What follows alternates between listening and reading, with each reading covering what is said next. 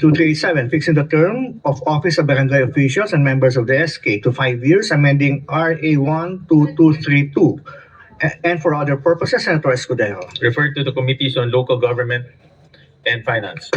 2388. Isang magandang hapon po mga kabarangay. Update po tayo. So yan nga po at umusad na sa unang pagbasa ang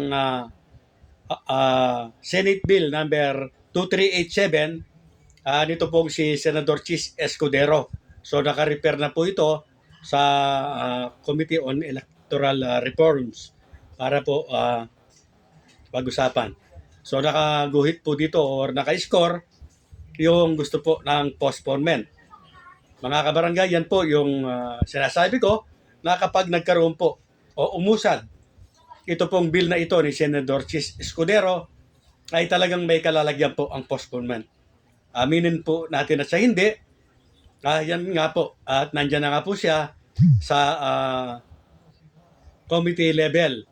At yung pinag-uusapan po natin, sinasabi ng iba na hindi na po ito aabot, mga kabarangay, pag ginusto po nila ay magagawa po nila. At ang tanging pag-asa na lamang po natin na umaasa para matuloy po ang barangay at SK election ay ang Korte Suprema. Sana po pumanig ang Korte Suprema sa tama sa demokrasya. Kaya lamang po mga kabarangay ay may jurisprudence na po sila. Napakagaling po na abogado nitong si Senator Chis Escudero. Kaya nga marami po yung kinakabahan na talagang baka ma-postpone po ang barangay at SK election.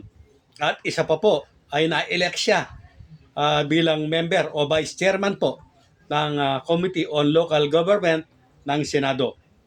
Siya po ay isang napakagaling po na abogado at sinasabi nga po natin na kung wala po silang makikita para makalusot ang batas po na ito ay hindi na nila po ito isusulong.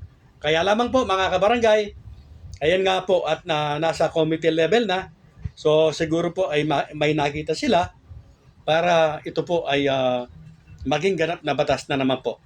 Antabayan na lang lamang po natin mga kabarangay ang mga susunod pa po na mga mangyayari. Real Talks based on facts.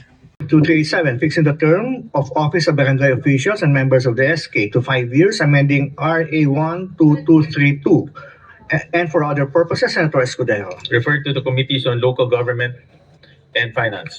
2388. At yan nga po mga kabarangay ang naging kaganapan sa pag-aabang po natin dito po sa Senate Bill number 2387 na ang author po ay si Senator Chis Escudero. So ayan nga po mga kabarangay at nasa second level na po or ibig po natin sabihin nasa committee level na po. Ano man po ang mangyari, ipaglaban po natin ang demokrasya. Ipaglaban ang karapatan po na bumoto.